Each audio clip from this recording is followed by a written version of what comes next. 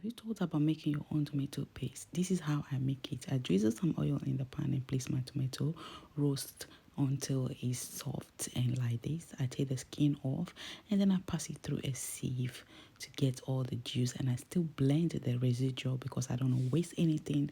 I place it on a medium heat until the water content has reduced, and then I add lemon juice, 2 tablespoons, and 2 tablespoons of olive oil and 1 teaspoon of salt.